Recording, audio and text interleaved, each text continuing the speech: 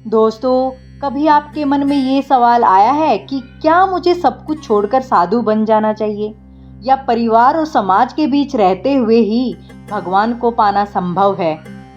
हम सब कभी ना कभी इस दुविधा में जरूर फंसते हैं। अर्जुन भी तो यही सोच रहे थे, और गीता के 5वें अध्याय कर्म संन्यास योग में उन्होंने यह सवाल भगवान श्री कृष्ण से सीधे पूछा। आज हम इसी अध्याय को समझेंगे आसान भाषा में, मॉडर्न एग्जाम्पल्स के साथ, और देखेंगे कि ये संदेश हमारे आज के जीवन में कैसे फिट बैठता है। अर्जुन बोले, हे माधव, आप कभी सन्यास की प्रशंसा करते हैं और कभी कर्मयोग की। कृपया बताइए कौन सा मार्ग श्रेष्ठ है? दोस्तों, ये पर्सन जो है टाइमलेस है। आज भी कोई यंगस्टर कहता है जॉब छोड़ दूं और साधु बन जाऊं तभी पीस मिलेगा। कोई गृहस्थ सोचता है क्या फैमिली रिस्पॉन्सिबिलिटीज निभाना ही पूजा है, या सब कुछ छोड़ देना चाहिए?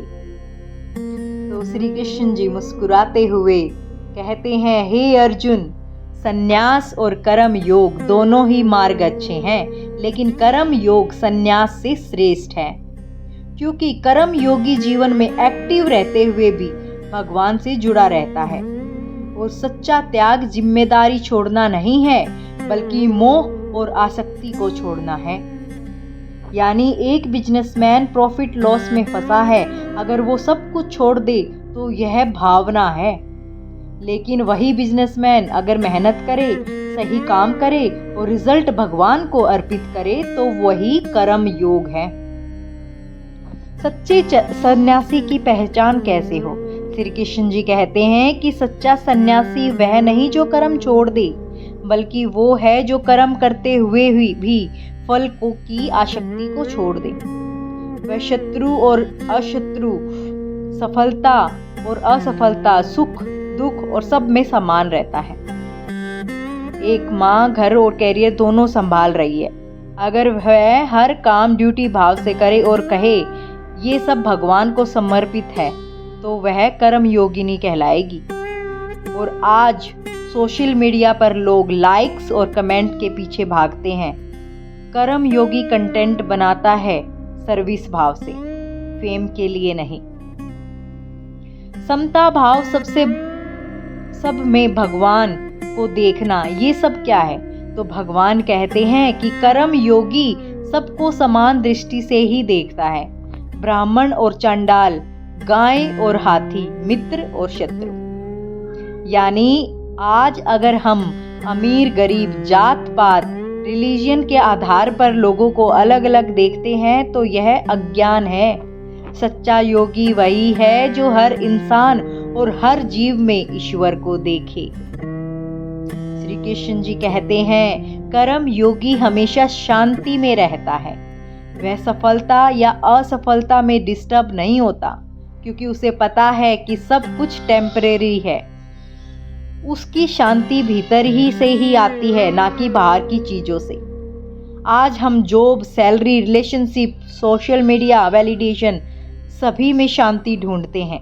लेकिन जैसे ही ये चीजें टूटती हैं, हम भी टूट जाते हैं।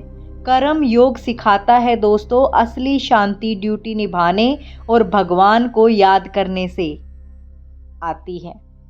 आसक्ति रहित कर्म क्या है? असली स्वतंत्रता क्या है? श्री कृष्ण जी कहते हैं, कर्म योगी कर्म करता है, लेकिन कर्म में बंधता नहीं है। वह कर्म करता है ड्यूटी समझकर, लेकिन रिजल्ट भगवान को सौंप देता है। एक टीचर जो है सिंसियरली पढ़ाता है, अगर उसका फोकस सिर्फ सैलरी पर है तो वो स्ट्रेस में रहेगा। लेकिन अगर वही टीचिंग को भगवान की सेवा मानकर करे तो उसका काम ही पूजा बन जाता है।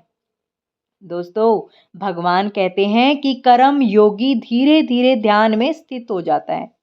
वह भीतर भी भगवान को देखता है और बाहर भी। वह फ्री हो जाता है काम, क्रोध और मोह से। दोस्तों, यहाँ श्री कृष्ण जी साफ कहते हैं कि सन्यास का मतलब ड्यूटीज छोड़ना नहीं है, बल्कि आसक्ति को छोड़ना है, इच्छा को छोड़ना है। ठीक है, यही प्रैक्टिकल मैसेज मॉडर्न लाइफ के लिए परफेक्ट है, क्योंकि हम ड्यूटीज से भाग नहीं सकते। और यही अध्याय हमें इक्वलिटी और बैलेंस का अद्भुत मैसेज देता है। मॉडर्न साइकोलॉजी भी कहती है कि बैलेंस ही मेंटल पीस का सीक्रेट है। स्टीव जॉब्स ने भी गीता से यही सीखा था कि work hard but did not attach. ये अध्याय क्यों यूनिक है? यहाँ श्री कृष्ण जी साफ साफ बताते हैं कि संन्यास का मतलब ड्यूटीज छोड़ना नहीं है, बल्कि आसक्ति छोड़ना है। यही प्रैक्टिकल मैसेज मॉडर्न लाइफ के लिए परफेक्ट भी है, क्योंकि हम ड्यूटीज से भाग नहीं सकते। और यही अध्याय हमें इक्वलिटी और बैलेंस का अद्भुत मैसेज देता है। दोस्तों, मॉडर्न साइकोलॉजी भी कहती है कि बैलेंस ही मेंटल पीस का सीक्रेट है। स्टीव जॉब्स ने भी गीता में यही सब कुछ सीखा था कि work hard but did not attach yourself to the result. तो आज की जो प्रैक्टिकल सीख है कि लाइफ से भागना सॉल्यूशन नहीं है, ड्यूटी निभाना ही असली योग है। दूसरी सीख कि जिम्मेदारी और फैमिली निभाते हुए भी भगवान को पाया जा सकता है। और तीसरी सीख कि कर्म योगी सबको समान दृष्टि से देखता है, यही इक्वलिटी है। और चौथी सीख कि रिजल्ट पर नहीं, प्रोसेस पर फोकस करना चाहिए। और लास्ट और पांचवी सीख, असली शांति भीतर से आती है, हम यानी कि हमारे अंदर से आती है, भगवान को याद करने से आती है। दोस्तों, एग्ज़ाम की तैयारी करने वाला स्टूडेंट अगर सिर्फ मार्क्स पर फोकस करेगा तो स्ट्रेस में ही रहेगा, लेकिन अगर वही नॉलेज और मेहनत भगवान को समर्पित करके पढ़ेगा तो वो शांति को भी प्राप्त करेगा और सफल भी होगा। दोस्तों, आपसे एक सवाल है आज, अगर आपको मौका मिले कि आप सब कुछ छोड़कर किसी पहाड़ पर जाकर सन्यासी बन जाएं, तो क्या आप ऐसा करना चाहोगे? या फिर आप मानते हो कि फैमिलीज और रिस्पॉन्सिबिलिटीज निभाते हुए भी भगवान को पाया जा सकता है? अपने जवाब में कमेंट में ज़रूर लिखिएगा। तो दोस्तों, यही था गीता का 5वां अध्याय, कर्म संन्यास योग। यह हमें याद दिलाता है कि भगवान हमें रिस्पॉन्सिबिलिटी से भागने को नहीं कहते, वो हमें सिखाते हैं संसार में रहो, अपनी ड्यूटीज़ निभाओ, लेकिन मोह और फल को आसक्ति को छोड़कर।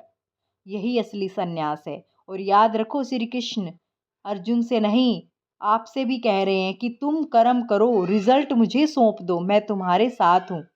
दोस्तों, अगले अध्याय में हम देखेंगे संयम योग, ध्यान योग, जहाँ भगवान बताएंगे कि मन और इंद्रियों को कंट्रोल करके ध्यान की शक्ति से भगवान तक कैसे पहुँचा जा सकता है।